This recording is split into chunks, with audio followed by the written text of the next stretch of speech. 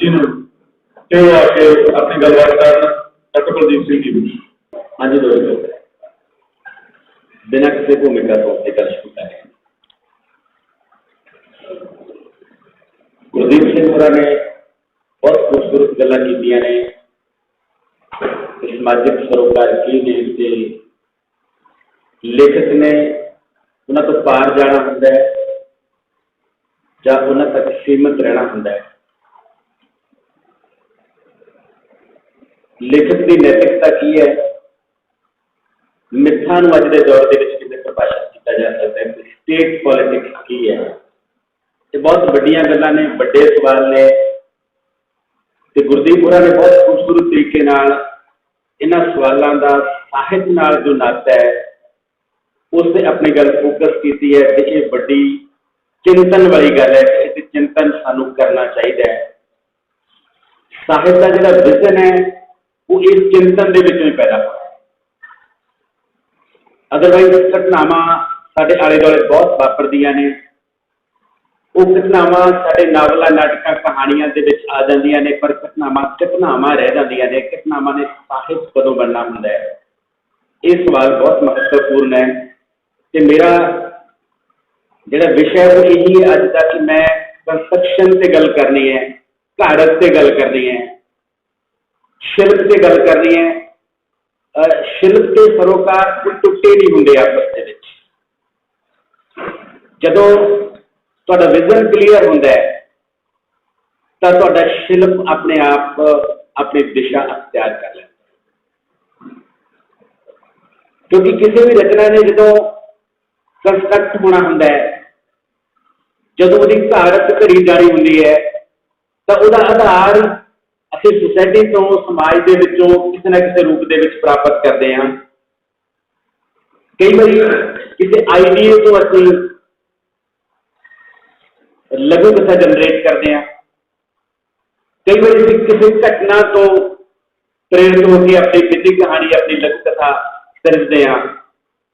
कई बार असीं किसी पात्र तो मिनी कहानी करते हैं, कई बार असीं बिंब तो किसी मैटाफर तो अपनी मिनी कहानी सिरजते हैं, तो कई बार कोई स्टेटमेंट कहानी कन्वर्ट हो जाती है। ये आइडिया, घटना, पात्र, बिंब, स्टेटमेंट ये साडे आले दुआले बहुत सारियां होंदियां ने। ते साडे सारियां दा इन्हां सारियां चीज़ां दे नाल वाह पैंदा है। उहदे विचों जिहड़ी घटना, जिहड़ा बिंब जां जिहड़ा पात्र जां कोई स्टेटमेंट जदों साडे अंदर नूं हलूणदी है तो उदों असीं उहदी कन्वर्जन करते हैं लिटरेचर दे विच, उहदी घाट करते हैं, तो उहदे विचों कोई सिर्फ कोई विधा कोई रचना पैदा होंदी है। इस नज़रिए तो जदों असीं इन्हां लघु कथावां नूं वाचदे हां, देखदे हां, जिहड़ियां अज इत्थे पढ़ियां गईयां ने, मैं हिंदी दी लघु कथावां तक अपने आप को सीमित रखूंगा। तो मैं इन्हां दी टैक्सचर स्टडी जो करता, क्योंकि शिल्प दे विच टैक्सट बहुत महत्वपूर्ण है। तुसीं किसी टैक्सट के राही अपनी फार्मूलेशन बना सकते हो। सो मेरे सामने टैक्सट है लगभग 13 कहानियां के रूप में। मैं उन्होंने 13 कहानियां के हवाले नाल अपनी जो फार्मूलेशन ने वो साझे करूंगा। उहदे विच बहुत सारियां गल्लां गुरदीप सिंह ने नाल कीतियां ने, वो गल्लां भी मेरियां गल्लां दे विच शामिल होणगियां। अपने अपने आसमान, पहले ही माफी चाहना इस गल की कि जो मैं किसी कहानी की चर्चा करता, मेरे सामने उसका लेखक नहीं, मैंने नहीं पता था लेखक कौन है, मेरे सामने बैठा या नहीं बैठा, मेरे सामने टैक्सट है तो मैं टैक्सट से बोल रहा। अपने अपने आसमान कहानी दो बहुत अहम नुकते उभारे गए ने। पहला नुकता यह है कि इस समाज के जो कोई बंदा जिउंदा है तो जिउंदे जिउंदे उसका आपा किवें गुआच जाता है, तो फिर आपे नूं आपे की तलाश करने लई, अपने आप को लभण लई किस तरह के हल ਉਹਦੇ ਵਿੱਚੋਂ ਕੱਢਣ ਦੀ ਕੋਸ਼ਿਸ਼ ਕਰਦਾ ਹੈ। ਇੱਕ ਨੁਕਤਾ ਤਾਂ ਇਹ ਹੈ। ਦੂਜਾ ਨੁਕਤਾ ਇਹ ਹੈ ਕਿ ਜਿਹੜੀਆਂ ਇੱਕ ਬੰਦੇ ਦੀਆਂ ਆਕਾਂਖਿਆਵਾਂ ਹੁੰਦੀਆਂ ਨੇ, ਉਹਦੀਆਂ ਆਕਾਂਖਿਆਵਾਂ ਹੁੰਦੀਆਂ ਨੇ ਜਿਹੜੀਆਂ, ਉਹ ਦੂਜੇ ਬੰਦਿਆਂ ਦੇ ਰਸਤੇ ਦਾ ਰੋੜਾ ਕਿਵੇਂ ਬਣਦੀਆਂ ਨੇ। ਹੁਣ ਇਸ ਕਹਾਣੀ ਦੇ ਸ਼ਿਲਪ ਦੇ ਵਿੱਚ ਇਹ ਜਿਹੜਾ ਕੰਟਰਡਿਕਸ਼ਨ ਹੈ, ਇਹ ਜਿਹੜਾ ਦਬੰਧ ਹੈ, ਇਹ ਸਾਰੀ ਕਥਾ ਦੇ ਵਿੱਚ ਚੱਲ ਰਿਹਾ ਹੈ। ਇੱਕ ਪਾਸੇ ਚੇਤਨਾ ਜਿਹੜੀ ਆਪਣੇ ਆਪ ਦੀ ਤਲਾਸ਼ ਕਰ ਰਹੀ ਹੈ, ਉਹ ਜਿਉਣਾ ਚਾਹੁੰਦੀ ਹੈ, ਉਹ ਆਪਣੀ ਲਾਈਫ ਨੂੰ ਰੀਕਨਸਟਰਕਟ ਕਰਨਾ ਚਾਹੁੰਦੀ ਹੈ, ਤੇ ਇਹਦਾ ਹੱਲ ਉਹਨੇ ਲੱਭਿਆ ਕਿ ਮੈਂ ਇਹ ਜੌਬ ਤੋਂ ਰਿਜ਼ਾਈਨ ਕਰਨਾ ਹੈ। ਪਰ ਦੂਜੇ ਪਾਸੇ ਤਿੰਨ ਕਰੈਕਟਰ ਨੇ ਜਿਹੜੇ ਘਰ ਦੇ, ਉਹ ਹਿਮਾਂਸ਼ੂ ਹੈ, ਸ਼ੈਫਾਲੀ ਹੈ ਤੇ ਪ੍ਰਤੀਕ ਹੈ। ਉਹਨਾਂ ਦੇ ਆਪਣੇ ਕੰਸਰਨ ਨੇ। ਹੁਣ ਇਹ ਜਿਹੜੇ ਦੋ ਪੈਰਲਲ ਨੁਕਤੇ ਚੱਲ ਰਹੇ ਇਸ ਕਹਾਣੀ ਦੇ ਵਿੱਚ, ਤੇ ਲੇਖਕ ਦੀ ਖੂਬਸੂਰਤੀ ਇਸ ਗੱਲ ਦੇ ਵਿੱਚ ਹੈ ਕਿ ਲੇਖਕ ਇਹਨੂੰ ਅਖੀਰ ਤੱਕ ਲਿਜਾ ਕੇ ਛੱਡ ਦਿੰਦਾ ਹੈ। ਉਹ ਫੈਸਲਾ ਨਹੀਂ ਕਰਦਾ ਕਿ ਕੌਣ ਠੀਕ ਹੈ ਕੌਣ ਗਲਤ ਹੈ, ਤੇ ਫੈਸਲਾ ਹੁੰਦਾ ਵੀ ਨਹੀਂ ਹੈਗਾ।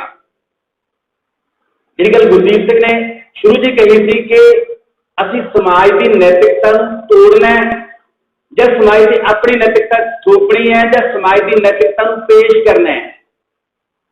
ਬਹੁਤ ਸਾਰੀਆਂ ਸਥਿਤੀਆਂ ਦੇ ਹੱਲ ਘੜੇ ਘੜਾਈ ਨਹੀਂ ਹੁੰਦੇ, ਤੇ ਇਸ ਕਹਾਣੀ ਦੇ ਵਿੱਚ ਇਹ ਜੋ ਦੋ ਨੁਕਤੇ ਪੈਰਲਲ ਚੱਲ ਰਹੇ ਨੇ, ਉਹ ਦੋਨੇ ਨੁਕਤਿਆਂ ਦਾ ਆਪੋ ਆਪਣਾ ਸੱਚ ਹੈ, ਤੇ ਇਹ ਸੱਚ ਤੋਂ ਬਾਹਰ ਵੀ ਇੱਕ ਸੱਚ ਹੈ। ਉਸ ਔਰਤ ਨੂੰ ਇਹ ਲੱਗਦਾ ਹੈ ਕਿ ਜੇ ਮੈਂ ਜੌਬ ਛੱਡਦਾ ਤਾਂ ਸ਼ਾਇਦ ਮੈਂ ਆਪਣਾ ਆਪ ਤਲਾਸ਼ ਲਾਂ, ਪਰ ਇਸ ਕਹਾਣੀ ਤੋਂ ਬਾਹਰ ਦਾ ਸੱਚ ਇਹ ਵੀ ਹੈ ਕਿ ਬਹੁਤ ਸਾਰੀਆਂ ਔਰਤਾਂ ਨੂੰ ਇਹ ਲੱਗਦਾ ਹੋਊਗਾ ਕਿ ਜੇ ਮੈਂ ਜੌਬ ਕਰ ਲਾਂ ਤਾਂ ਸ਼ਾਇਦ ਮੈਂ ਆਪਣੇ ਆਪ ਨੂੰ ਤਲਾਸ਼ ਲਾਂ। ਸੋ ਜਦੋਂ ਕਹਾਣੀ ਕੋਈ ਨੁਕਤਾ ਪੇਸ਼ ਕਰਦੀ ਹੈ ਤਾਂ ਉਹ ਕਹਾਣੀ ਦੇ ਅੰਦਰਲੇ ਸੱਚ ਨੂੰ ਨਹੀਂ ਪੇਸ਼ ਕਰਦੀ, ਕਹਾਣੀ ਦੇ ਬਾਹਰ ਪਏ ਸੱਚ ਦੇ ਨਾਲ ਵੀ ਆਪਣੀ ਤੁਲਨਾ ਕਰਦੀ ਹੈ। ਤੇ ਇਹ ਕਹਾਣੀ ਇਸ ਰੂਪ ਦੇ ਵਿੱਚ ਆਪਣੀ ਸ਼ਿਲਪ ਦੇ ਵਿੱਚੋਂ ਇਹ ਤਿੰਨ ਤਰ੍ਹਾਂ ਦੀਆਂ ਚੀਜ਼ਾਂ ਨੂੰ ਉਭਾਰ ਰਹੀ ਹੈ। ਅਗਲੀ ਕਥਾ ਹੈ ਪ੍ਰਕਾਸ਼ ਕੇ ਮੁਹਾਨੇ ਪਰ।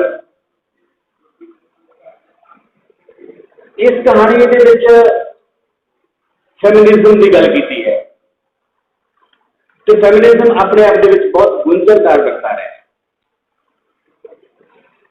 ਫੈਮਿਨਿਜ਼ਮ ਦੀ ਇੱਕ ਬਹੁਤ ਵੱਡੀ ਸਮੱਸਿਆ ਹੈ, ਸਾਡੇ ਦੌਰ ਦੀ ਇੱਕ ਬਹੁਤ ਵੱਡੀ ਸਮੱਸਿਆ ਹੈ ਕਿ ਅਸੀਂ ਇੱਕ ਦੂਜੇ ਦੇ ਵਿਰੋਧ ਦੇ ਵਿੱਚ ਆਪਣੇ ਆਪ ਨੂੰ ਉਸਾਰ ਰਹੇ ਹਾਂ। ਜੇ ਅਸੀਂ ਕੁੜੀ ਦੀ ਗੱਲ ਕਰਨੀ ਹੈ ਤਾਂ ਅਸੀਂ ਮੁੰਡੇ ਦੇ ਵਿਰੋਧ ਵਿੱਚ ਕੁੜੀ ਦਾ ਕਰੈਕਟਰ ਉਸਾਰਦੇ ਹਾਂ। ਇਸੇ ਕਰਕੇ ਮੁੰਡਾ ਕੁੜੀ ਪਤੀ ਪਤਨੀ ਵਿਰੋਧੀ ਸ਼ਬਦ ਬਣ ਜਾਂਦੇ ਨੇ ਸਾਡੇ ਲਈ, ਜਦੋਂ ਕਿ ਵਿਰੋਧੀ ਹੁੰਦੇ ਨਹੀਂ ਹੈਗੇ। ਸਾਡਾ ਤਰੀਕਾ ਹੈ ਕਿ ਅਸੀਂ ਦੂਜੇ ਦੇ ਵਿਰੋਧ ਦੇ ਵਿੱਚ ਹੀ ਕਰੈਕਟਰ ਨੂੰ ਉਸਾਰਨਾ ਹੁੰਦਾ ਹੈ। ਹੁਣ ਇਸ ਕਹਾਣੀ ਦੇ ਵਿੱਚ ਇੱਕ ਧੀ ਦਾ ਕਰੈਕਟਰ ਹੈ, ਇੱਕ ਮਾਂ ਦਾ ਕਰੈਕਟਰ ਹੈ। ਧੀ ਦਾ ਜਿਹੜਾ ਨਾਇਕ ਤੱਤ ਹੈ ਉਹ ਮਾਂ ਦੇ ਖਲਨਾਇਕ ਤੱਤ ਰਾਹੀਂ ਉਭਾਰਿਆ ਜਾ ਰਿਹਾ। ਇਹ ਜਿਹੜਾ ਫੈਮਿਨਿਜ਼ਮ ਹੈ ਮੈਨੂੰ ਲੱਗਦਾ ਕਿ ਇਹ ਅਤੀ ਫੈਮਿਨਿਜ਼ਮ ਹੈ। ਹੁਣ ਜਿਹੜੀ ਧੀ ਹੈ ਉਹ ਜ਼ਿੰਦਗੀ ਦੀ ਰੇਸ ਦੌੜ ਰਹੀ ਹੈ। ਉਹ ਰੇਸ ਦੌੜਦੇ ਦੌੜਦੇ ਦੌੜਦੇ ਉਹ ਮੰਤਰੀ ਜਾਂ ਮੁੱਖ ਮੰਤਰੀ ਬਣਨ ਤੱਕ ਪਹੁੰਚਦੀ ਹੈ। ਪਰ ਸਵਾਲ ਇੱਥੇ ਇਹ ਖੜਾ ਹੁੰਦਾ ਹੈ ਕਿ ਮੁੱਖ ਮੰਤਰੀ ਬਣਨਾ ਬਹੁਤ ਵੱਡੀ ਪ੍ਰਾਪਤੀ ਹੈ ਔਰਤ ਦੀ, ਜਾਂ ਆਪਣੇ ਰਿਸ਼ਤਿਆਂ ਨੂੰ ਬਚਾ ਕੇ ਰੱਖਣਾ, ਜਾਂ ਆਪਣੇ ਰਿਸ਼ਤਿਆਂ ਨੂੰ ਆਪਣੇ ਹਾਣ ਦੇ ਬਣਾਉਣਾ, ਇਹ ਵੱਡੀ ਚੁਣੌਤੀ ਹੈ। ਸਾਡੇ ਸਮਾਜ ਦੀ ਸਮੱਸਿਆ ਇਹ ਹੈ ਕਿ ਬੰਦੇ ਬਹੁਤ ਅੱਗੇ ਨਿਕਲ ਗਏ ਪਰ ਰਿਸ਼ਤੇ ਬਹੁਤ ਪਿੱਛੇ ਰਹਿ ਗਏ। ਇਹੀ ਸਟੇਟ ਪੋਲਿਟਿਕਸ ਹੈ ਬੇਸਿਕਲੀ, ਕਿ ਸਾਡੇ ਸਾਹਮਣੇ ਮਾਡਲ ਕੀ ਹੈ। ਸਾਡੇ ਸਾਹਮਣੇ ਮਾਡਲ ਇਹ ਹੈ ਕਿ ਮੈਂ ਮੁੱਖ ਮੰਤਰੀ ਬਣ ਜਾ, ਪਰ ਜਿਹੜੀ ਮਾਂ ਹੈ ਉਸ ਮਾਂ ਨੂੰ ਤੁਸੀਂ ਕਦੋਂ ਆਪਣੇ ਹਾਣ ਦਾ ਕਰੋਗੇ? ਉਹ ਮਾਂ ਕਿੰਨੀ ਕੁ ਦੇਰ ਐਸੇ ਤਰ੍ਹਾਂ ਪਿੱਛੇ ਰਹੂਗੀ? ਕੀ ਇਹ ਮਾਂ ਦਾ ਕਸੂਰ ਹੈ? ਜੇ ਮਾਂ ਆਪਣੇ ਦੌਰ ਦੀ ਮਾਨਸਿਕਤਾ ਲੈ ਕੇ ਪੈਦਾ ਹੋਈ ਹੈ, ਉਸ ਮਾਨਸਿਕਤਾ ਦੇ ਵਿੱਚੋਂ ਕੱਢਣਾ ਕਿਹਨੇ ਹੈ ਮਾਂ ਨੂੰ? ਇਹਦਾ ਮਤਲਬ ਅਸੀਂ ਰਿਸ਼ਤਾ ਨੂੰ ਪਿੱਛੇ ਛੱਡ ਦਾਂਗੇ ਕਿ ਮੁੱਖ ਮੰਤਰੀ ਬਣਨਾ ਹੀ ਔਰਤ ਦੀ ਪ੍ਰਾਪਤੀ ਹੋਵੇਗੀ ਆਉਣ ਵਾਲੇ ਸਮੇਂ ਦੇ ਵਿੱਚ? ਇੱਕ ਵੱਡਾ ਸਵਾਲ ਹੈ ਜਿਹੜਾ ਇਸ ਕਹਾਣੀ ਦੀ ਟੈਕਸਟ ਦੇ ਵਿੱਚੋਂ ਨਿਕਲਦਾ ਹੈ। ਤੇ ਇਸੇ ਕਰਕੇ ਜਦੋਂ ਅਸੀਂ ਇਸ ਤਰ੍ਹਾਂ ਦੇ ਆਦਰਸ਼ ਬਣਾਉਂਦੇ ਹਾਂ ਤਾਂ ਕਿਤੇ ਨਾ ਕਿਤੇ ਅਸੀਂ ਉਲਝਦੇ ਹਾਂ। ਇੱਕ ਥਾਂ ਤੇ कहानी के विच आ रहा है कि माँ तुम मुझे कॉलेज पढ़ाना नहीं चाहती थी, तुम्हें लगता था कि मैं कॉलेज जाकर बिगड़ जाऊंगी। पर दूसरी बात है, तुम कहीं ना कहीं मन में यह आशा लगाई हुई थी कि मैं कॉलेज जाने के पश्चात भी नहीं बदलूंगी। तुमने मुझे जो संस्कार दिए थे उस पर तुम्हें बहुत यकीन था। ये दोनों कंट्राडिक्ट गल्लां ने। एक पास कह रही है कि उन्हें लगता है कि मैं कॉलेज जाके बिगड़ जाऊंगी, एक पास उन्हें लगता है कि मैं कॉलेज जाने के बाद भी नहीं बदलूंगी। फिर जो कहानी के विच ये होता है कि तुम मेरे पीछे पीछे बहुत तारीफ किया करती थी, लेकिन सामने पड़ते ही सख्त व्यवहार करती थी। इसका मतलब मां अंदरों तो अपनी धी नूं उन्ना ही चाहती है। फिर असीं मां नूं क्यों पीछे छड्ड रहे हैं? असीं मां नूं क्यों खलनायक बना के पेश कर रहे हैं इस कहानी के विच? कॉलेज से निकलते निकलते मेरी दुनिया ही बदल गई थी। तुमने मेरी नई दुनिया को बड़ी भद्दी सी गाली दी थी। कोई मां अपनी धी नूं गाली नहीं दिंदी। उहदे नजरिए च फर्क हो सकता है। असीं उस नजरिए नूं तोड़ के उहनूं अपने हाण दा करना हुंदा है, उहनूं समय ते सतियां मुताबिक ढालना हुंदा है। ते एंड तक पहुंचते पहुंचते जे एक औरत नूं एक चिट्ठी राही अपनी मां नाल संवाद करना पै रहा है तो यह भी अपने आप दे विच एक सवाल है। उस तो बाद अगली कहानी जोगराज प्रभाकर जी की, जम्बूदीप भारत खंडे। जो मैं कहानियां नूं पढ़दा हुंदा तां मैनूं लगदा हुंदा कि कहानी दा साहित्य कोई भी सिर्फ जे दो चीज़ां नहीं करती, जब भगत मुनि की भाषा के सानू आनंद नहीं दिंदी, सकून नहीं दिंदी, या फिर सानू चिंतन नहीं दिंदी हैगी, तो वो साहित्य होया या ना होया एक बराबरी। ये कई कहानियां ने जिहड़ियां सानू चिंतन दिंदियां ने, कई कहानियां ने जिहड़ियां सानू आनंद दिंदियां। एक कहानी चिंतन की कहानी है, इसका टाइटल ही अपने आप में चिंतनशील है कि जम्बूदीप भारत खंडे।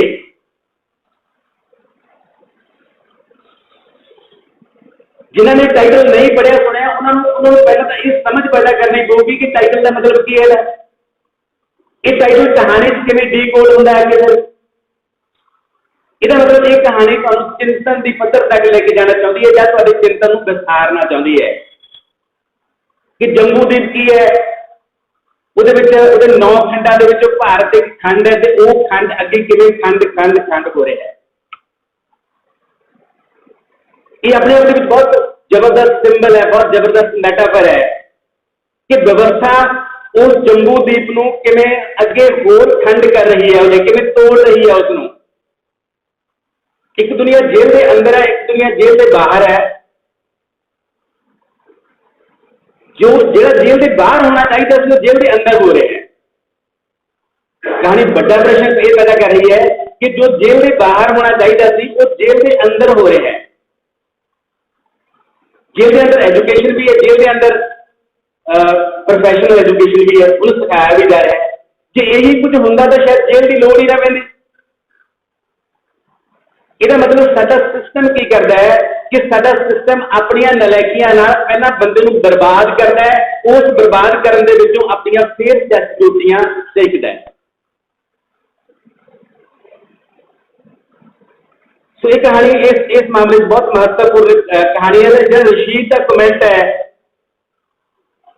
वो अपने आप में बहुत खूबसूरत है कि जे ये सारा कुछ मैंने पहला दे दिता जाता तो अज मैं ऐ ना होंदा, इत्थे ना होंदा ते मेरे माँ बाप या मेरी माँ भी इस दुनिया तो ना जाते।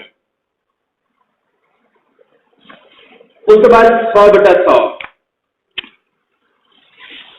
कहानी के दो पक्ष पेश किए गए हैं। एक पक्ष है मालकन का, एक पक्ष है उसके पिता का जो माली है। पर मैंने लगता कि बच्चे का पक्ष कितने नहीं है, तीजा पक्ष गैब है। कहानी मालकन का पक्ष है कि बच्चा 100/100 नंबर लगे, उसके प्यो का पक्ष है कि बच्चे के अंदर दया आ गई तो समझ लो 100/100 नंबर आ गए।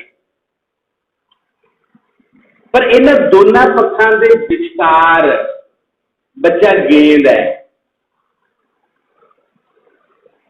ਕੀ ਬੱਚੇ ਲਈ ਦਇਆ ਹੋਣਾ ਕਾਫੀ ਹੈ? ਕੀ ਬੱਚੇ ਲਈ 100 ਵਟੇ 100 ਨੰਬਰ ਕਾਫੀ ਨੇ? ਕੀ 100 ਵਟੇ 100 ਤੇ ਦਇਆ ਇੱਕ ਦੂਜੇ ਦੇ ਵਿਰੋਧੀ ਸ਼ਬਦ ਨੇ?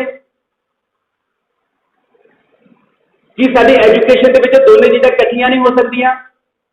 ਕੀ ਵਿਵਸਥਾ ਦੀ ਜ਼ਿੰਮੇਵਾਰੀ ਨਹੀਂ ਬਣਦੀ ਹੈਗੀ ਕਿ ਉਹ ਦਇਆ ਤੇ 100 ਵਟਾ 100 ਨੂੰ ਕਿਤੇ ਇਕੱਠਾ ਕਰ ਦੇ, ਜਿਹਦੇ ਵਿੱਚ ਮਾਲਕਨ ਦਾ ਮਸਲਾ ਵੀ ਹੱਲ ਹੋ ਜੇ ਤੇ ਮਾਲੀ ਦਾ ਮਸਲਾ ਵੀ ਹੱਲ ਹੋ ਜੇ ਤੇ ਬੱਚੇ ਦਾ ਮਸਲਾ ਵੀ ਹੱਲ ਹੋ ਜੇ। ਪਰ ਕਹਾਣੀ ਤੀਜੇ ਸਵਾਲ ਤੇ ਆ ਕੇ ਚੁੱਪ ਹੋ ਜਾਂਦੀ ਹੈ। ਕਹਾਣੀ ਹਮਦਰਦੀ ਤਾਂ ਪੈਦਾ ਕਰਦੀ ਹੈ। ਸਾਨੂੰ ਇਹ ਲੱਗਦਾ ਹੈ ਕਿ 100 ਵਟੇ 100 ਦੀ ਬਜਾਏ ਦਇਆ ਪੈਦਾ ਹੋਣੀ ਬੱਚੇ ਦੇ ਅੰਦਰ ਵੱਡਾ ਸਵਾਲ ਹੈ। ਪਰ ਕੀ ਸਿਰਫ ਦਇਆ ਪੈਦਾ ਹੋਣ ਨਾਲ ਜ਼ਿੰਦਗੀ ਜੋਈ ਜਾ ਸਕਦੀ ਹੈ? ਅਸੀਂ ਜਿਹੜੀ ਵਿਜ਼ਨ ਦੀ ਗੱਲ ਹੁੰਦੀ ਹੈ ਉਹ ਇੱਥੇ ਹੀ ਆਉਂਦੀ ਹੈ ਕਿ ਇਹਦੇ ਵਿੱਚ ਵਿਵਸਥਾ ਕਿੱਥੇ ਜ਼ਿੰਮੇਵਾਰ ਹੈ। ਇਸ ਗੱਲ ਦੇ ਵਿੱਚ ਦੋਨੇ ਚੀਜ਼ਾਂ ਇਨਕੰਪਲੀਟ ਨੇ। ਮਾਲਕਨ ਦਾ ਵਿਜ਼ਨ ਵੀ ਇਨਕੰਪਲੀਟ ਹੈ, ਉਹਦੀ ਪਿਓ ਦਾ ਵਿਜ਼ਨ ਵੀ ਇਨਕੰਪਲੀਟ ਹੈ। ਦੋਨਾਂ ਦਾ ਖਮਿਆਜ਼ਾ ਬੱਚਾ ਭੁਗਤ ਰਿਹਾ ਹੈ। ਤੇ ਖਮਿਆਜ਼ਾ ਕਿਉਂ ਭੁਗਤ ਰਿਹਾ ਹੈ? ਇਹਦਾ ਕਾਰਨ ਕਿੱਥੇ ਹੈ?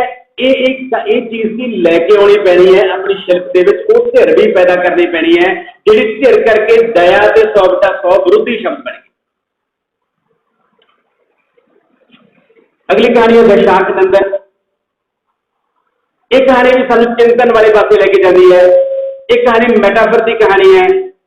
ਜਿਨ੍ਹਾਂ ਨੇ ਵੈਸ਼ਾਖ ਨੰਦਨ ਸ਼ਬਦ ਸੁਣਿਆ, ਜਿਨ੍ਹਾਂ ਨੇ ਵੈਸ਼ਾਖ ਨੰਦਨ ਦੀ ਮਿੱਥ ਸੁਣੀ ਹੈ ਕਿ ਵੈਸ਼ਾਖ ਨੰਦਨ ਬੇਸਿਕਲੀ ਹੈ ਕਿ ਅਕਸਰ ਅਸੀਂ ਟਾਈਟਲ ਤੇ ਬਹੁਤ ਫੋਕਸ ਨਹੀਂ ਕਰਦੇ ਹੈਗੇ। ਪਰ ਮੈਨੂੰ ਇਹ ਗੱਲ ਬਹੁਤ ਮੈਂ ਮਾਣ ਨਾਲ ਕਹਿ ਰਿਹਾ ਕਿ ਇਹਦੇ ਵਿੱਚ ਕਈ ਕਹਾਣੀਆਂ ਨੇ ਜਿਹਦੇ ਬਹੁਤ ਖੂਬਸੂਰਤ ਟਾਈਟਲ ਨੇ, ਜਿਹਦੇ ਵਿੱਚ ਵੈਸ਼ਾਖ ਨੰਦਨ ਇੱਕ ਬਹੁਤ ਕਮਾਲ ਦਾ ਟਾਈਟਲ ਹੈ। ਜਿਸ ਇਸ ਟਾਈਟਲ ਦੀ ਖੋਜ ਕਰਨ ਨਿਕਲ ਜਾਓ ਤੁਹਾਨੂੰ ਲੱਗੂਗਾ ਕਿ ਤੁਹਾਡਾ ਕਹਾਣੀ ਪੜ੍ਹਨਾ ਵੈਸੇ ਹੀ ਸਫਲ ਹੋ ਗਿਆ। ਤੇ ਇਸ ਟਾਈਟਲ ਦੀ ਜਿਹੜੀ ਸਿੰਬੋਲਿਕ ਬੈਕਗਰਾਉਂਡ ਹੈ ਉਹਨੂੰ ਸਮਝੇ ਬਗੈਰ ਤੁਸੀਂ ਇਸ ਕਹਾਣੀ ਨੂੰ ਸਮਝ ਵੀ ਨਹੀਂ ਸਕਦੇ ਹੈਗੇ। ਇਸ ਕਹਾਣੀ ਦੀਆਂ ਤਾੜੀਆਂ ਵੀ ਨਹੀਂ ਮਾਰ ਸਕਦੇ ਹੈਗੇ। ਵੈਸ਼ਾਖ ਨੰਦਨ ਗਧਾ ਇੱਕ ਜਿਹੜਾ ਆਪਣੇ ਭਰਮ ਦੇ ਵਿੱਚ ਜਿਉ ਰਿਹਾ, ਉਹਨੂੰ ਲੱਗਦਾ ਕਿ ਸਾਰਾ ਕੁਝ ਮੇਰੇ ਮੁਤਾਬਕ ਹੈ ਤੇ ਮੈਂ ਠੀਕ ਹਾਂ। ਉਹ ਇੱਕ ਸੁਪਨਈ ਦੁਨੀਆ ਦੇ ਵਿੱਚ ਹੈ। ਤੇ ਜਦੋਂ ਇਹ ਗੱਲ ਸਾਡੇ ਸਮਝ ਆਊਗੀ ਫਿਰ ਅਸੀਂ ਕਹਾਣੀ ਦੀ ਟੈਕਸਟ ਪੜਾਂਗੇ, ਫਿਰ ਸਾਨੂੰ ਇਹ ਕਹਾਣੀ ਹੋਰ ਵੱਧ ਸਮਝ ਆਊਗੀ ਕਿ ਜਿਹੜਾ ਯੋਗ ਹੈ, ਸਾਧਨਾ ਹੈ, ਧਰਮ ਹੈ, ਗਿਆਨ ਹੈ, ਇਹ ਸਾਰੀਆਂ ਚੀਜ਼ਾਂ ਨੂੰ ਸਾਂਭੇ ਰੱਖਣ ਵਾਲੇ ਲੋਕ ਵੈਸ਼ਾਖ ਨੰਦਨ ਨੇ। ਜਿੰਨੀ ਦੇਰ ਤੱਕ ਕੋਈ ਯੋਗ, ਕੋਈ ਗਿਆਨ, ਕੋਈ ਧਰਮ, ਕੋਈ ਸਾਧਨਾ ਸਮਾਜ ਦੇ ਹੱਕ 'ਚ ਨਹੀਂ ਭੁਗਤਦਾ ਹੈਗਾ, ਸਮਾਜ ਦੇ ਕਿਸੇ ਕੰਮ ਨਹੀਂ ਆਉਂਦਾ ਹੈਗਾ, ਉਨੀ ਦੇਰ ਤੱਕ ਮੇਰਾ ਇੱਥੇ ਖੜੇ ਹੋ ਕੇ ਲੈਕਚਰ ਦੇਣ ਦਾ ਕੋਈ ਮੀਨਿੰਗ ਨਹੀਂ ਹੈਗਾ।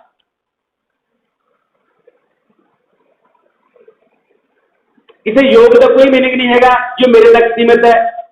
ਕਿਸੇ ਗਿਆਨ ਦਾ ਕੋਈ ਮੀਨਿੰਗ ਨਹੀਂ ਹੈਗਾ ਜੋ ਮੇਰੇ ਤੱਕ ਸੀਮਿਤ ਹੈ। ਕਿਸੇ ਸਾਧਨਾ ਦਾ ਕੋਈ ਮੀਨਿੰਗ ਨਹੀਂ ਹੈਗਾ ਜੋ ਮੇਰੇ ਤੱਕ ਸੀਮਿਤ ਹੈ। ਜਦੋਂ ਯੋਗ, ਸਾਧਨਾ, ਗਿਆਨ ਸਿਰਫ ਵੈਸ਼ਾਖ ਨੰਦਨ ਦੇ ਰੂਪ ਦੇ ਵਿੱਚ ਆਉਣਗੇ, ਸਿਰਫ ਉਸ ਬੰਦੇ ਦਾ ਇੱਕ ਅਹੰਕਾਰ, ਇੱਕ ਅਹਿਮ ਹੈ ਉਸ ਬੰਦੇ ਦਾ ਕਿ ਮੈਨੂੰ ਬਹੁਤ ਕੁਝ ਆਉਂਦਾ ਹੈ। ਜਿੰਨੀ ਦੇਰ ਤੱਕ ਉਹ ਸਮਾਜ ਦੇ ਕਿਸੇ ਅਰਥ ਨਹੀਂ ਆਉਂਦੇ ਹੈਗੇ ਉਨੀ ਦੇਰ ਤੱਕ ਉਹ ਬੰਦੇ ਵੈਸ਼ਾਖ ਨੰਦਨ ਦੀ ਭਾਵਨਾ ਵਾਲੇ ਬੰਦੇ ਨੇ।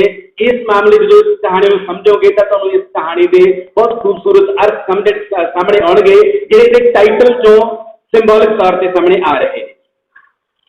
ਗੰਗਾ ਇਸ਼ਨਾਨ ਕਹਾਣੀ ਦੀ ਮੈਂ ਗੱਲ ਕਰਦਾ। ਇੱਥੇ ਇੱਕ ਬੇਸਿਕ ਬੁਨਿਆਦੀ ਇਸ਼ੂ ਇਹ ਹੈ ਕਿ ਕੋਈ ਪ੍ਰੇਰਕ ਪ੍ਰਸੰਗ ਤੇ ਇੱਕ ਮਿੰਨੀ ਕਹਾਣੀ, ਲਘੂ ਕਥਾ, ਇਹਦੇ ਵਿੱਚ ਅਸੀਂ ਲਾਈਨ ਕਿੱਥੇ ਕੱਢ ਸਕਦੇ ਹਾਂ? ਮੈਂ ਕਹਿ ਸਕਦਾ ਕਿ ਕਹਾਣੀ ਨਹੀਂ ਹੈਗੀ, ਇਹ ਪ੍ਰੇਰਕ ਪ੍ਰਸੰਗ ਹੈ। ਪਰ ਇਹਨਾਂ ਨੇ ਇੱਕ ਕਹਾਣੀ ਲਿਖੀ ਹੈ, ਲਘੂ ਕਥਾ ਲਿਖੀ ਹੈ। ਹੁਣ ਪ੍ਰੇਰਕ ਪ੍ਰਸੰਗ ਤੇ ਲਘੂ ਕਥਾ, ਇਹਨਾਂ ਦੋਨਾਂ ਦਾ ਇੱਕ ਬੁਨਿਆਦੀ ਫਰਕ ਹੈ ਜਿਹੜਾ ਲਘੂ ਕਥਾ ਲੇਖ ਨੂੰ ਸਮਝਣਾ ਪੈਣਾ ਹੈ ਕਿ ਮੈਂ ਪ੍ਰੇਰਕ ਪ੍ਰਸੰਗ ਲਿਖ ਰਿਹਾ ਜਾਂ ਮੈਂ ਲਘੂ ਕਥਾ ਲਿਖ ਰਿਹਾ। ਪ੍ਰੇਰਕ ਪ੍ਰਸੰਗ ਦਾ ਜਿਹੜਾ ਮਕਸਦ ਹੋਰ ਹੁੰਦਾ ਹੈ, ਲਘੂ ਕਥਾ ਦਾ ਮਕਸਦ ਹੋਰ ਹੁੰਦਾ ਹੈ। ਲਘੂ ਕਥਾ ਨੇ ਜਿਹੜਾ ਬੰਦਾ ਜਿਹਦੇ ਨਾਲ ਉਹ ਘਟਨਾ ਵਾਪਰ ਰਹੀ ਹੈ ਉਹਦੀਆਂ ਮਾਨਸਿਕਤਾਵਾਂ, ਉਹਦੇ ਅੰਤਰ ਵਿਰੋਧਾਂ ਨੂੰ ਫੜਨਾ ਹੁੰਦਾ ਹੈ। ਪ੍ਰੇਰਕ ਪ੍ਰਸੰਗ ਨੇ ਉਹ ਤੋਂ ਕੁਝ ਨਹੀਂ ਲੈਣਾ ਹੁੰਦਾ, सिर्फ ते सिर्फ वो जो घटना पेश की हुई है वो तो प्रभावित होना होंगे। ये जी लघु कथा प्रभावित तो करती है पर ये लघु कथा बनी नहीं हैगी। ये लघु कथा प्रेरक प्रसंग से आके रुक जाती है, इसलिए अजे लघु कथा बनना है। वो किमें बनना है ये उस लेख ने सोचना है। बदलती प्रश्नावली तो साढ़े तक आने आने बदल गई, पहला होर सी गुरदीप होरां ने भी इशारा किया है, पर कहानी के विच सवाल बहुत बड़े ने। जो सवाल बदल जाते हैं तो सानू अपने आप से नफरत होने लग जाती है।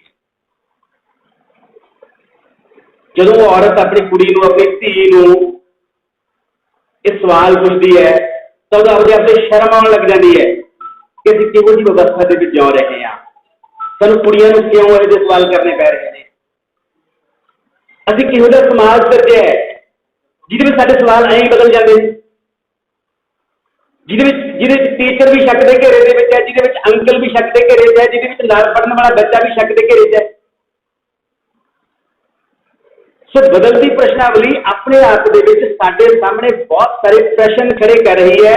ये प्रश्न उसकी मां के भी ने, उसकी मां राही ये प्रश्न धी के भी बनते हैं, ते मां से धी राही ये प्रश्न साडे बनते हैं, जिहदा जवाब ना मां को ना धी को जवाब सानू देना पैना है कि सानू इहो जिहे सवाल क्यों करने पै रहे हैं, इहो जिहियां गल्लां अपने बच्चों नाल क्यों करनियां पै रही हैं।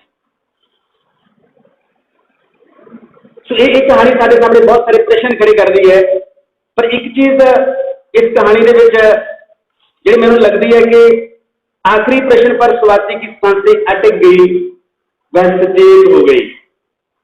सचेत पहला हुंदा बंदा, सांस बाद अटकदी है। सांस अटकण का जो मुहावरा है इसका मीनिंग होर है, ये भी आपको सोचना पैना है कि असीं शब्दां नूं या मुहावरिਆਂ नूं किस तरह वरतना है, किवें वरतना है, उसका सीरियल ऑर्डर की होगा जिहदे नाल साडी कहानी का जो प्रभाव है वो बनिया रहे। तो एक खूबसूरती ये है कि कहानी के विच दो बारी वो बच्ची गले लगती है, पर दोनों बारी गले लगण दे मीनिंग अलग अलग। ये बहुत सूक्ष्मता इस कहानी की। धर्म एक कहानी पर बहुत पीछे तक लेके जाती है। बंदा अपनी अंतर्दृष्टि कितों प्राप्त करता है, बंदा अपना विजन कितों प्राप्त करता है, इनसाइट कितों मिलती है बंदे को। इनसाइट बहुत पिछों मिलती है सानू। इस कहानी की इनसाइट ये है कि जी श्रम है, जी किरत है, वह एक ह्यूमन फेस होता है। हमेशा किरत करने वाले लोगों का एक ह्यूमन फेस होता है, किरत तो टुटे लोगों का ह्यूमन फेस नहीं होता। जो सत्ता का किरदार है इसलिए होर है, जिहड़ा किरत करने वाला बंदा उसका किरदार होर है। जो पंजाबी मानसिकता की गल की इस कहानी के उस बंदा वो बंदा पंजाबी मानसिकता का बंदा है, तो साडे कोल भाई कन्हैया का एक मॉडल है जिससे सानू इनसाइट मिल रही है। ये कहानी सवाल भी बहुत बड़े खड़े कर दी है कि कॉमन मैन है जिहड़ा वो डिफेंस की लड़ाई लड़ता है, वो अंदरों निर्दयी नहीं हैगा, सत्ता हमलावर है, इस करके निर्दयी है। सत्ता उसको डांगा मार रही है, उसके कोल ह्यूमन फेस नहीं हैगा, पर जो डांगा बर्दाश्त कर रहा है उसके कोल ह्यूमन फेस है, वो अंदर एक दिल है।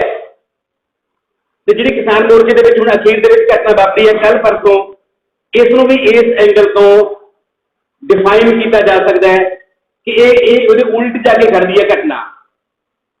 उसे डिफेंस की लड़ाई नहीं, उसे आक्रामकता की लड़ाई है। सो कोई एक घटना के उभरते सवाल साडे समाज को किवें इंटरप्रेट करते हैं, ये कहानी उस पहला की लिखी हुई है, पर कहानी डी कोड बाद तक भी होंगी रहती है। उस तो बाद असीं सूत्रधार की गल करते हैं, अशोक भाटिया जी की कहानी। इस कहानी की जी खूबसूरती मैनूं ये लगती है कि कहानी दृश्य पैदा करती है साडे सामने। पहली लाइन के विच एक कमाल का दृश्य है कि वह बड़े बड़े डग भरता हुआ आसमान से नीचे उतर आया। ਤੁਹਾਡੇ ਸਾਹਮਣੇ ਇੱਕ ਦ੍ਰਿਸ਼ ਕ੍ਰੀਏਟ ਹੋ ਰਿਹਾ ਹੈ ਕਿ ਕੋਈ ਵਿਰਾਟ ਆਕਿਰਤੀ ਥੱਲੇ ਨੂੰ ਆ ਰਹੀ ਹੈ ਤੇ ਤੁਹਾਨੂੰ ਬਹੁਤ ਘੱਟ ਕਹਾਣੀਆਂ ਮਿਲਣਗੀਆਂ ਜਿਹੜੀਆਂ ਸਾਨੂੰ ਬਹੁਤ ਸਾਰੇ ਬਿੰਬਾਂ ਦੀ ਮਦਦ ਨਾਲ ਡਿਵੈਲਪ ਹੋਈਆਂ ਹੋਣਗੀਆਂ। ਇਸ ਕਹਾਣੀ ਦੇ ਵਿੱਚ ਦ੍ਰਿਸ਼ ਬਿੰਬ, ਨਾਦ ਬਿੰਬ ਤੇ ਗੰਧ ਬਿੰਬ, ਅਸੀਂ ਅਕਸਰ ਕਵਿਤਾ ਦੇ ਪ੍ਰਸੰਗ ਜਿਹਨਾਂ ਦੀ ਗੱਲਾਂ ਕਰਦੇ ਹੁੰਦੇ ਹਾਂ, ਕਹਾਣੀਆਂ ਦੇ ਪ੍ਰਸੰਗ ਜਿਹਨਾਂ ਦੀ ਗੱਲਾਂ ਨਹੀਂ ਕਰਦੇ ਹੈਗੇ। ਜਦੋਂ ਆਪਣੀਆਂ ਅੱਖਾਂ ਰਾਹੀਂ ਪੂਰੀ ਰੀਲ ਦਿਖਾਉਂਦਾ ਹੈ ਤਾਂ ਉਹ ਦ੍ਰਿਸ਼ ਬਿੰਬ ਹੈ। ਜਦੋਂ ਕੰਨਾਂ ਰਾਹੀਂ ਚੀਖਾਂ ਸੁਣਾਈ ਦਿੰਦੀਆਂ ਨੇ ਤਾਂ ਨਾਦ ਬਿੰਬ ਹੈ। ਜਦੋਂ ਨੱਕ ਰਾਹੀਂ ਬਦਬੂ ਚੜ੍ਹਦੀ ਹੈ ਸਦੀਆਂ ਦੀ ਤਾਂ ਉਹ ਗੰਧ ਬਿੰਬ ਹੈ। ਤੇ ਕਹਾਣੀ ਦੇ ਵਿੱਚ ਜਿਹੜਾ ਵਿਭਤਸ ਰਸ ਹੈ ਉਹ ਸਿਖਰ ਤੇ ਪਹੁੰਚ ਜਾਂਦਾ ਹੈ। ਵਿਭਤਸ ਤੇ ਭਿਆਨਕ ਭੈ ਦੋ ਰਸ ਨੇ ਇਸ ਕਹਾਣੀ ਦੇ, ਜਿਹੜੇ ਪਹਿਲੇ ਸਟੈਪ ਤੋਂ ਲੈ ਕੇ ਅਖੀਰ ਤੱਕ ਡਿਵੈਲਪ ਹੁੰਦੇ ਨੇ ਤੇ ਲੇਖ ਤਿੰਨ ਬਿੰਬਾਂ ਰਾਹੀਂ, ਨਾਦ ਬਿੰਬ, ਗੰਧ ਬਿੰਬ ਤੇ ਦ੍ਰਿਸ਼ ਬਿੰਬ ਰਾਹੀਂ ਆਪਣਾ ਜਿਹੜਾ ਦ੍ਰਿਸ਼ ਹੈ ਉਸਨੂੰ ਮੁਕੰਮਲ ਕਰਨ ਦਾ ਅਖੀਰ ਤੇ ਲਿਜਾ ਕੇ ਤੇ ਬੰਦਾ ਵਿਭਤਸ ਦੇ ਸਿਖਰ ਤੇ ਪਹੁੰਚ ਜਾਂਦਾ ਹੈ। ਬੰਦੇ ਨੂੰ ਸੱਚਮੁੱਚ ਉਹ ਨਫ਼ਰਤ, ਉਹ ਜਿਹੜੀ ਸਦੀਆਂ ਤੋਂ ਫੈਲਾਈ ਹੋਈ ਹੈ ਉਹਦੇ ਧਰਮ ਦੇ ਨਾਤੇ, ਫਿਰਕਾ ਪ੍ਰਸਤੀ ਦੇ ਨਾਤੇ, ਉਹ ਤੋਂ ਨਫ਼ਰਤ ਹੋਣ ਲੱਗ ਜਾਂਦੀ ਹੈ। ਇਹ ਇਸ ਕਹਾਣੀ ਦੀ ਖੂਬਸੂਰਤੀ ਅਤੇ ਇਸ ਕਹਾਣੀ ਦੀ ਪ੍ਰਾਪਤੀ ਹੈ। ਬੀਜ ਨਾਲ ਮਾਨਵੀਕਰਨ ਦੀ ਤਕਨੀਕ ਦੀ ਕਹਾਣੀ ਹੈ ਪਰਸੋਨੀਫਿਕੇਸ਼ਨ। ਅਦਬ ਦੇ ਵਿੱਚ, ਸਾਹਿਤ ਦੇ ਵਿੱਚ ਬਹੁਤ ਸਾਰੀਆਂ ਕਹਾਣੀਆਂ ਨੇ, ਬਹੁਤ ਸਾਰੇ ਨਾਵਲ ਨੇ, ਬਹੁਤ ਸਾਰੇ ਨਾਟਕ ਨੇ ਜਿਹਦੇ ਪਰਸੋਨੀਫਿਕੇਸ਼ਨ ਨੂੰ ਇੱਕ ਮੀਨ ਦੇ ਤੌਰ ਤੇ ਯੂਜ਼ ਕੀਤਾ ਜਾਂਦਾ, ਸਾਧਨ ਦੇ ਤੌਰ ਤੇ ਯੂਜ਼ ਕੀਤਾ ਜਾਂਦਾ। ਦੋ ਬੀਜ ਨੇ ਧਾਨ ਦੇ, ਬਸ ਦੋ ਕਹਾਣੀਆਂ ਰਹਿ ਗਈਆਂ। ਦੋ ਬੀਜ ਨੇ, ਇੱਕ ਬੀਜ ਦੇਸੀ ਹੈ, ਇੱਕ ਬੀਜ ਵਿਦੇਸ਼ੀ ਹੈ। ਪਰ ਇਹ ਮੈਟਾਫਰ ਬੀਜ ਤੱਕ ਸੀਮਿਤ ਨਹੀਂ ਹੈਗਾ। ਸਾਡੀ ਜਿਹੜੀ ਸੱਤਾ ਹੈ ਉਹ ਕਿਸ ਤਰ੍ਹਾਂ ਦੇਸੀ ਤੇ ਹਮਲਾ ਕਰ ਰਹੀ ਹੈ, ਕਿਸ ਤਰ੍ਹਾਂ ਜਿਹੜੀ ਆਪਣਾ ਓਰੀਜਨ ਹੈ ਉਸ ਨੂੰ ਮਾਰ ਰਹੀ ਹੈ, ਉਹਨੂੰ ਬੇਕਾਰ ਕਰ ਰਹੀ ਹੈ, ਉਸਨੂੰ ਖਤਮ ਕਰ ਰਹੀ ਹੈ ਤੇ ਨਾਰੇ ਦੇ ਰਹੀ ਹੈ ਮੇਕ ਇਨ ਇੰਡੀਆ ਦੇ। ਤੇ ਇਹ ਕਹਾਣੀ ਮੇਕ ਇਨ ਇੰਡੀਆ ਦੇ ਉਸ ਖੋਖਲੇਪਣ ਨੂੰ ਨੰਗਾ ਕਰਦੀ ਹੈ ਕਿ ਅਸੀਂ ਆਪਣੇ ਆਪ ਨੂੰ ਮਾਰ ਕੇ ਮੇਕ ਇਨ ਇੰਡੀਆ ਨਹੀਂ ਪੈਦਾ ਕਰ ਸਕਦੇ ਹੈਗੇ। ਅਸੀਂ ਕਾਰਪੋਰੇਟ ਨੂੰ ਬੁਲਾ ਕੇ ਬਹੁਤ ਸਾਰੀਆਂ ਚੀਜ਼ਾਂ ਇਨਕਾਰਪੋਰੇਟ ਕਰ ਰਹੇ ਹਾਂ, ਸਾਡੀ ਧਰਤੀ ਤੇ ਸਾਡੀ ਧਰਤੀ ਨੂੰ ਉਜਾੜ ਕੇ ਹੋਰਾਂ ਨੂੰ ਸੌਂਪ ਰਹੇ ਹਾਂ। ਸੋ ਧਾਨ ਦੇ ਦੋ ਬੀਜਾਂ ਰਾਹੀਂ ਇਸ ਗੱਲ ਨੂੰ ਸਿੰਬੋਲਿਕ ਤੌਰ ਤੇ ਬਹੁਤ ਵੱਡੇ ਪਰਸਪੈਕਟਿਵ ਦੇ ਵਿੱਚ ਡੀਕੋਡ ਕੀਤਾ ਜਾ ਸਕਦਾ ਹੈ। ਇਸ ਤੋਂ ਬਾਅਦ ਕਹਾਣੀ ਬੜੇ ਸਾਹਿਬ। ਇਹ ਕਹਾਣੀ ਵੀ ਕਈ ਸਵਾਲ ਖੜੇ ਕਰਦੀ ਹੈ। ਇੱਕ ਸਵਾਲ ਤਾਂ ਇਹ ਹੈ ਕਿ ਇਸ ਕਰਪਟ ਸਿਸਟਮ ਨੇ ਸਾਡੀ ਮਾਨਸਿਕਤਾ ਨੂੰ ਕਰਪਟ ਕਰਤਾ ਤੇ ਅਸੀਂ ਕਰਪਸ਼ਨ ਤੋਂ ਬਿਨਾਂ ਸੋਚ ਹੀ ਨਹੀਂ ਸਕਦੇ ਹੈਗੇ। ਸਾਨੂੰ ਇਹ ਲੱਗਦਾ ਹੈ ਕਿ ਇਸ ਸਿਸਟਮ ਦੇ ਵਿੱਚ ਬਿਨਾਂ ਕਰਪਸ਼ਨ ਤੋਂ ਕੋਈ ਕੰਮ ਹੁੰਦਾ ਨਹੀਂ ਹੈਗਾ। ਇਸ ਸਿਸਟਮ ਦੇ ਵਿੱਚ ਕੋਈ ਮਾਨਵੀ ਚਿਹਰਾ ਬਚਿਆ ਨਹੀਂ ਹੈਗਾ। ਪਰ ਜਿੰਨੇ ਮਰਜ਼ੀ ਹਾਲਾਤ ਮਾੜੇ ਹੋਣ, ਗੁਰਬਾਣੀ ਦੀ ਤੁਕ ਹੈ ਕੋਈ ਹਰਿਓ ਬੂਟ ਰਹੀ ਹੋ ਰਹੀ, ਕਿਤੇ ਨਾ ਕਿਤੇ ਕੁਝ ਹਰੇ ਬੂਟੇ ਬਚ ਜਾਂਦੇ ਨੇ ਜਿੰਨੀ ਮਰਜ਼ੀ ਜੰਗਲ ਨੂੰ ਅੱਗ ਲੱਗੀ ਹੋਵੇ। ਇੱਕ ਤਾਂ ਉਹ ਹਰੇ ਬੂਟਿਆਂ ਦੀ ਤਲਾਸ਼ ਦੀ ਕਹਾਣੀ ਹੈ, ਪਰ ਇੱਕ ਪੱਖ ਹੈ। ਦੂਜਾ ਪੱਖ ਇਹ ਹੈ ਕਿ ਇਹ ਕਹਾਣੀ ਇਸ ਗੱਲ ਤੇ ਵੀ ਕਿੰਤੂ ਪਰੰਤੂ ਇਸ ਕਹਾਣੀ ਨੂੰ ਕਰਨਾ ਚਾਹੀਦਾ ਹੈ ਕਿ ਕੀ ਅਸੀਂ ਇੱਕ ਹਰੇ ਬੂਟ ਦੀ ਤਲਾਸ਼ ਦੇ ਵਿੱਚ ਸਿਸਟਮ ਦੀਆਂ ਨਲਾਇਕੀਆਂ ਨੂੰ ਮੰਨਸੀ ਕਰ ਦਾਂਗੇ ਕਿ ਜੇ ਇੱਕ ਬੰਦਾ ਠੀਕ ਹੈ ਤਾਂ ਫਿਰ ਸਾਡੀ ਕਹਾਣੀ ਨੂੰ ਕੀ ਉਸ ਬੰਦੇ ਦੇ ਕਿਰਦਾਰ ਨੂੰ ਪੇਸ਼ ਕਰਨਾ ਚਾਹੀਦਾ ਹੈ ਜਾਂ ਸਿਸਟਮ ਦੀਆਂ ਨਲਾਇਕੀਆਂ ਨੂੰ ਪੇਸ਼ ਕਰਨਾ ਚਾਹੀਦਾ ਹੈ? ਇਹ ਇੱਕ ਸਵਾਲ ਹੈ ਇਸ ਕਹਾਣੀ ਦੇ ਪ੍ਰਸੰਗ ਦੇ ਵਿੱਚ ਜਿਹਨੂੰ ਵਿਚਾਰਿਆ ਜਾਣਾ ਚਾਹੀਦਾ ਹੈ। ਇਸ ਤੋਂ ਬਾਅਦ ਦੋ ਕਹਾਣੀਆਂ ਨੇ ਅਖੀਰ ਦੇ ਵਿੱਚ। ਇੱਕ ਕਹਾਣੀ ਦੋ ਦ੍ਰਿਸ਼ ਹੈ। ਜਦੋਂ ਮੈਂ ਪਹਿਲਾ ਦ੍ਰਿਸ਼ ਪੜ੍ਹ ਰਿਹਾ ਸੀ ਤਾਂ ਮੈਨੂੰ ਬਹੁਤ ਆਨੰਦ ਆ ਰਿਹਾ ਸੀ। ਮੈਨੂੰ ਲੱਗਦਾ ਸੀ ਕਿ ਬਹੁਤ ਖੂਬਸੂਰਤ ਕਹਾਣੀ ਹੈ। ਕਹਾਣੀ ਪਸ਼ੂਆਂ ਦੇ ਕਰੈਕਟਰ ਲੈ ਕੇ ਉਹਨਾਂ ਦੇ ਮਨੋਵਿਗਿਆਨ ਨੂੰ ਕਿਵੇਂ ਪੇਸ਼ ਕਰਦੀ ਹੈ। ਜਦੋਂ ਦੂਜਾ ਦ੍ਰਿਸ਼ ਆ ਜਾਂਦਾ ਹੈ ਮੈਨੂੰ ਲੱਗਦਾ ਕਿ ਲੇਖ ਨਾਲ ਵਿਆਖਿਆ ਕਰਨ ਲੱਗ ਗਿਆ ਆਪਣੀ ਗੱਲ। ਉਹ ਸਮਝਣ ਲੱਗੇ ਕਿ ਪਾਠਕ ਨੂੰ ਤਾਂ ਪਤਾ ਨਹੀਂ ਇਹਨਾਂ ਗੱਲਾਂ। ਹੁਣ ਮੈਂ ਸਮਝਾਉਣਾ।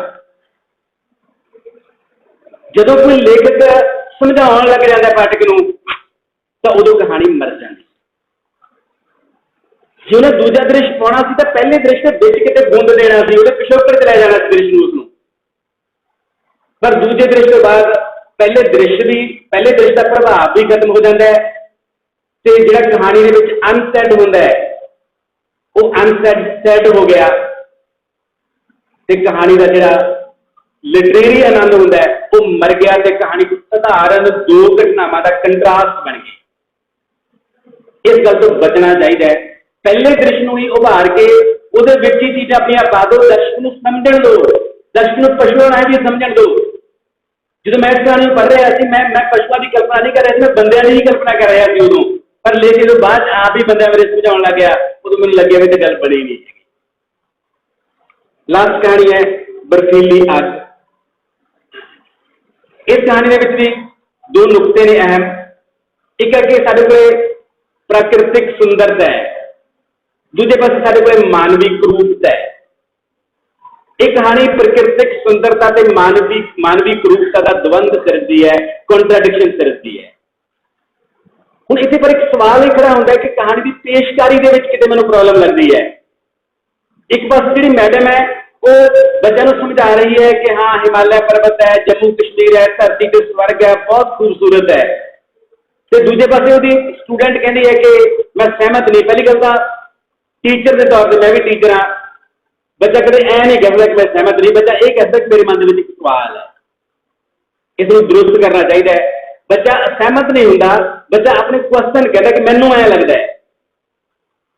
ਜਦੋਂ ਬੱਚਾ ਸਵਾਲ ਖੜਾ ਕਰ ਦਿੰਦਾ ਹੈ ਕਿ ਨਾ ਜੀ ਉਹ ਤਾਂ ਅੱਗ ਬਰਫੀਲੀ ਅੱਗ ਹੈ, ਤਾਂ ਉਹ ਬੱਚੇ ਦਾ ਸਵਾਲ ਆਪਣੀ ਥਾਂ ਤੇ ਠੀਕ ਹੈ ਤੇ ਮੈਡਮ ਦਾ ਲੌਜਿਕ ਆਪਣੀ ਥਾਂ ਤੇ ਠੀਕ ਹੈ, ਪਰ ਇਹਨਾਂ ਦੋਨਾਂ ਗੱਲਾਂ ਦੇ ਵਿੱਚੋਂ ਤੀਜੀ ਗੱਲ ਕਿੱਥੋਂ ਨਿਕਲਣੀ ਚਾਹੀਦੀ ਸੀ, ਉਹ ਨਹੀਂ ਨਿਕਲੀ ਹੈਗੀ। ਕਿਤੇ ਨਾ ਕਿਤੇ ਬੱਚੇ ਦੇ ਮਨ ਦੇ ਵਿੱਚ ਇਹ ਇੰਪ੍ਰੈਸ਼ਨ ਜਾਊਗਾ ਕਿ ਬਰਫਾਂ ਖਤਰਨਾਕ ਹੁੰਦੀਆਂ ਨੇ, ਪਹਾੜ ਖਤਰਨਾਕ ਹੁੰਦੇ ਨੇ, ਕੁਦਰਤ ਖਤਰਨਾਕ ਹੁੰਦੀ ਹੈ, ਜਦੋਂ ਕਿ ਕੁਦਰਤ ਖਤਰਨਾਕ ਨਹੀਂ ਹੁੰਦੀ, ਬੰਦਾ ਖਤਰਨਾਕ ਹੁੰਦਾ ਹੈ। ਬੰਦੇ ਨੇ ਘੁਸਪੈਠ ਕੀਤੀ ਹੈ ਉੱਥੇ, ਬੰਦੇ ਨੇ ਪਹਿਰੇਦਾਰੀਆਂ ਕੀਤੀਆਂ ਨੇ। ਬਰਫ਼ ਕਦੇ ਨਹੀਂ ਕਿਸੇ ਨੂੰ ਮਾਰਦੀ ਹੈਗੀ, ਰੁੱਖ ਕਦੇ ਕਿਸੇ ਨੂੰ ਨਹੀਂ ਮਾਰਦੇ ਹੈਗੇ, ਧਰਤੀ ਕਦੇ ਕਿਸੇ ਨੂੰ ਨਹੀਂ ਮਾਰਦੀ ਹੈਗੀ। ਉਹ ਕਨਸੈਪਟ ਬੱਚੇ ਦੇ ਮਨ ਦੇ ਵਿੱਚ ਬਣਿਆ ਰਹੇ, ਇਸ ਕਰਕੇ ਇਹਦੇ ਵਿੱਚ ਲੇਖਕ ਨੂੰ ਕਿਤੇ ਹੋਰ ਦਖਲਅੰਦਾਜ਼ੀ ਆਪਣੇ ਕਰਨੀ ਪਊਗੀ ਤਾਂ ਕਿ ਬੱਚੇ ਦੇ ਮਨ ਦੇ ਵਿੱਚ ਇਹ ਇੰਪ੍ਰੈਸ਼ਨ ਨਾ ਬਣੇ ਕਿ ਜਿਹੜੀ ਬਰਫ਼ ਹੈ ਉਹ ਅੱਗ ਹੈ। ਕਿਤੇ ਨਾ ਕਿਤੇ ਮਾਨਵੀ ਕਰੂਪਤਾ ਤੇ ਗੱਲ ਫੋਕਸ ਹੋਣੀ ਚਾਹੀਦੀ ਹੈ। ਜਦੋਂ ਕਿ ਇਹ ਪ੍ਰਕਿਰਤਿਕ ਸੁੰਦਰਤਾ ਨੂੰ ਜਦੋਂ ਅਸੀਂ ਨੈਗੇਟਿਵ ਖਲਨਾਇਕ ਬਣਾ ਕੇ ਪੇਸ਼ ਕਰਦੇ ਹਾਂ ਤਾਂ ਮਿਸਕਨਸੈਪਸ਼ਨ ਹੁੰਦੀ ਹੈ। ਜਦੋਂ ਕੋਈ ਰਚਨਾ ਪੜ੍ਹ ਕੇ ਮਿਸਕਨਸੈਪਸ਼ਨ ਹੋਣ ਦਾ ਖਤਰਾ ਹੁੰਦਾ, ਉਹਨੂੰ 100 ਵਾਰ ਸੋਚਿਆ ਜਾਣਾ ਚਾਹੀਦਾ ਹੈ। ਸੋ ਇਹ ਕੁਝ ਸਵਾਲ ਸੀ ਮੇਰੇ ਮਨ ਦੇ ਵਿੱਚ। ਬਹੁਤ ਬਹੁਤ ਧੰਨਵਾਦ। ਬਹੁਤ ਧੰਨਵਾਦ ਡਾਕਟਰ ਕੁਲਦੀਪ ਸਿੰਘ ਦੀਪ ਜੀ, ਜਿਨ੍ਹਾਂ ਨੇ ਬਹੁਤ ਹੀ ਵਿਸਤਾਰਪੂਰਵਕ ਤਰੀਕੇ ਦੇ ਨਾਲ ਕੱਲੀ ਲੋਕ ਕਥਾ ਦੇ ਉੱਪਰ ਚਰਚਾ ਕੀਤੀ। ਪੂਰੀ ਨਿੱਠ ਕੇ ਚਰਚਾ ਹੋਈ ਹੈ। ਜਿੰਨਾ ਕੁ ਟਾਈਮ ਮੇਰੇ ਖਿਆਲ ਹਿੰਦੀ ਲੋਕ ਕਥਾ ਲੇਖਕ ਨੂੰ ਵੇਟ ਕਰਨੀ ਪਈ, ਪੰਜਾਬੀ ਦੇ ਸੁਣਨ 'ਚ ਉਹਨਾਂ ਆਨੰਦ ਵੀ ਆਇਆ ਹੈ, ਕਿਉਂਕਿ ਸਬਰ ਦਾ ਫਲ ਮਿੱਠਾ ਹੁੰਦਾ ਹੈ। ਤੇ ਡਾਕਟਰ ਸਾਹਿਬ ਨੇ ਮੈਨੂੰ ਲੱਗਦਾ ਕੋਈ ਕਹਾਣੀ ਛੱਡੀ ਨਹੀਂ ਜਿਹਦੀ ਚਰਚਾ ਨਾ ਕੀਤੀ ਹੋਵੇ। ਤੇ ਸਾਰੀ ਲੋਕ ਕਥਾ ਦੇ ਉੱਪਰ ਬਹੁਤ ਵਧੀਆ ਚਰਚਾ ਹੋਈ ਹੈ, ਨਿੱਠ ਕੇ ਚਰਚਾ ਹੋਈ ਹੈ।